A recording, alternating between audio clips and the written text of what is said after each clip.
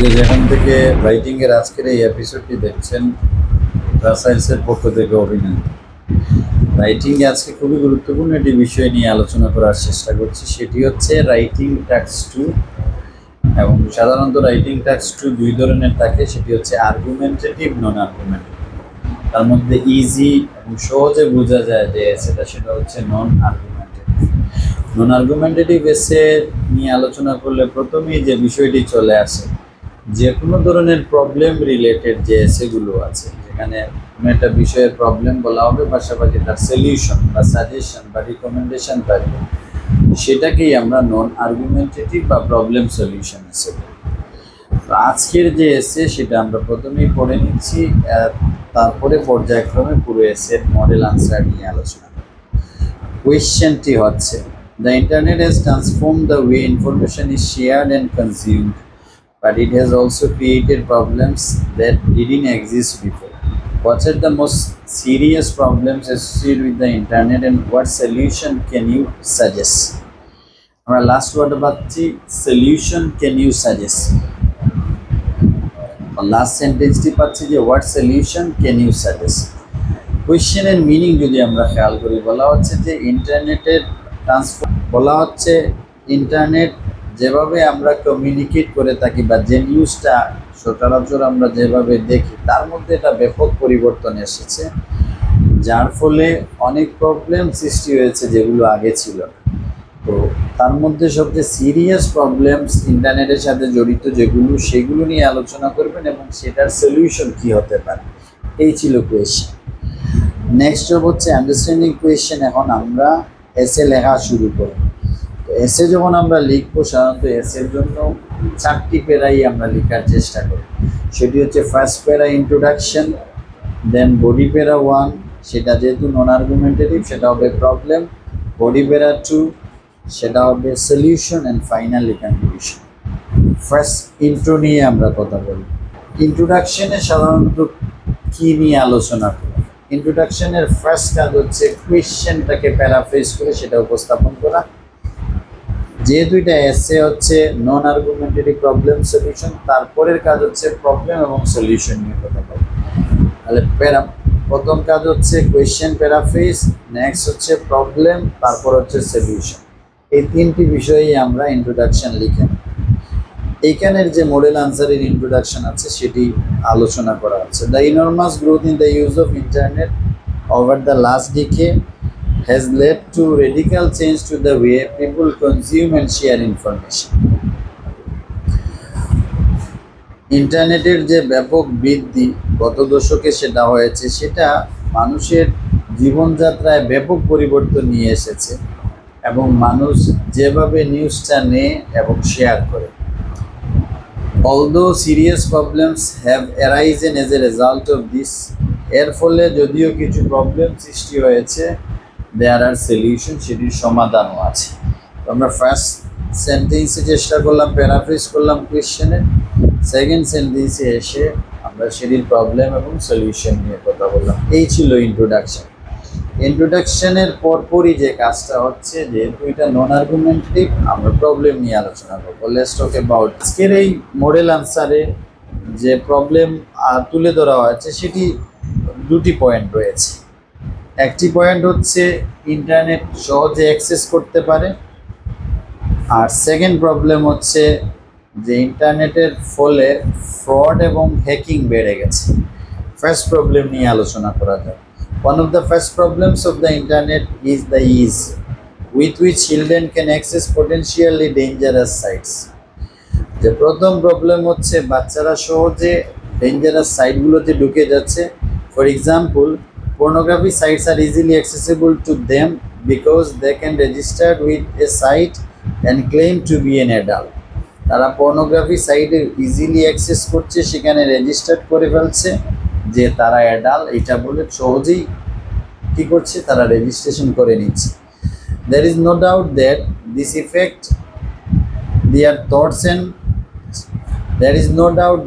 this affects their thoughts and developments. এটা কোনো সন্দেহ নেই যে এর ফলে তাদের চিন্তা এবং ডেভেলপমেন্টে এটা প্রভাব পড়ছে, which is a negative impact for the children and for the society, যে প্রভাবটা বাচ্চাদের জন্য এবং সমাজের জন্য নেতিবাচক। সেটা ছিল আমাদের ফার্স্ট প্রবলেম। সেকেন্ড প্রবলেম যেটা বলেছিলাম যে ফ্রড অ্যান্ড হ্যাকিং বেড়ে গেছে। Another major problem is the growth of online fraud and hacking. আরেকটা প্রবলেম হচ্ছে অনলাইনে ফ্রড এবং হ্যাকিং বেড়ে গেছে। This days there are constant news stories about government and company website. Government এবং কোম্পানি ওয়েবসাইটের ক্রমাগত নিউজ হচ্ছে যে that have been hacked, সেগুলো হ্যাক হচ্ছে, resulting in sensitive information falling into the hands of criminal, যার ফলে খুবই স্পর্শকাতর নিউজগুলা, সেন্সিটিভ তথ্যগুলা ক্রিমিনালের হাতে চলে যাচ্ছে। এই ছিল আজকের এই মডেল আনসারের প্রবলেম। তাহলে প্রবলেম দুটি, ফার্স্ট প্রবলেম হচ্ছে সহজে প্রবেশ করা, সেকেন্ড প্রবলেম হচ্ছে ফ্রড অ্যান্ড হ্যাকিং বেড়ে যাওয়া। নেক্সট প্যারা যেটা হচ্ছে বডি প্যারা 2, সেটি নিয়ে আলোচনা করা যায়। বডি প্যারা 2 যেটা আমরা এখানে সলিউশন নিয়ে আলোচনা করব। তো আজকে মডেল আনসারে দুটি সলিউশন আছে। একটি সলিউশনের মধ্যে গভর্নমেন্ট, প্যারেন্টস তাদের যে ভূমিকাটা সেটা বলা হচ্ছে।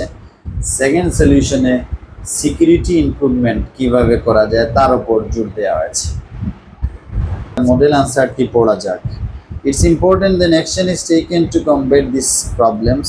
পূর্ণ প্রবলেমটি মোকাবেলার জন্য কিছু পদক্ষেপ নেওয়া হয়। Government should ensure that adequate legislation and control are in place that will prevent young people from accessing dangerous sites, such as requiring more than simply confirming that you are an adult to view a site. মানে গভর্নমেন্টের জন্য সেই ধরনের আইন করা উচিত যে আইনের ফলে ইয়াংরা সহজে এই ডেঞ্জারাস সাইটগুলোতে ঢুকতে পারবে না, এবং সেখানে ঢোকার জন্য তাদের বেশ কিছু রিকোয়ারমেন্ট থাকবে। এর অংশ বিশেষ আরেকটা অংশ হচ্ছে parents also have a part to play. বাবা মাও সেখানে ভূমিকা পালন করতে পারে। They need to closely monitor the activities of their children and restrict their access to certain site which can now be done through various computer programs. তো বাবা মা তাদের বাচ্চাদেরকে মনিটর করবে যে তারা কিছু সাইডে ঢুকতে পারবে না, যেগুলো করা যেতে পারে কম্পিউটার প্রোগ্রামের সাহায্যে। তাহলে সরকার কিছু আইন প্রণয়ন করবে, বাবা মা মনিটর করবে। এই ছিল তাদের প্রথম সলিউশন। সেকেন্ড সলিউশন হচ্ছে companies must also improve there onsite IT security system to make fraud and hacking much more difficult by undertaking thorough review of their current system for weakness. Company তাদের যে security system আছে সেটা improve করবে, এবং সেটার ফলে fraud এবং হ্যাকিংটা করাটা ডিফিকাল্ট হয়ে যাবে, এবং এই সিস্টেমের মধ্যে যত উইকনেস আছে সেইগুলো তারা বারবার রিভিউ করে স্ট্রং করার চেষ্টা করবে। এই ছিল সলিউশনের দুটি সলিউশন। এটা হচ্ছে গভর্নমেন্ট বাবা মা মিলে যে কাজটা করবে, আর এটা হচ্ছে যে কোম্পানিগুলো ফ্রড বা হ্যাকের সম্মুখীন হচ্ছে তারা তাদের সিস্টেম বা তাদের সিকিউরিটি সিস্টেমটাকে কত ভালো কত স্ট্রং করতে পারে সেটা নিয়ে কাজ করে। ফাইনাল প্যারা চলে আসে। ফাইনাল প্যারা হচ্ছে conclusion.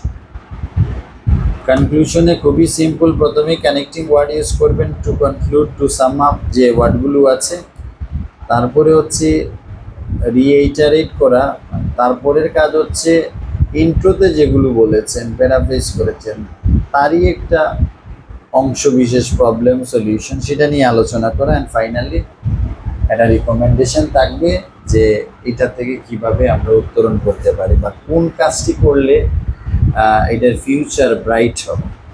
The internet is an amazing technological innovation that has transformed people's lives, but not without negative impacts. বলছে ইন্টারনেটের যে বা অ্যামেজিং টেকনোলজির যে ইনোভেশন, ইন্টারনেটকে বলছে যে টেকনোলজিক্যাল ইনোভেশনের মধ্যে অ্যামেজিং, এবং যেটা মানুষের জীবনের মধ্যে অনেক পরিবর্তন নিয়ে এসেছে, বাট এটার এখনও নেগেটিভ ইম্প্যাক্ট আছে।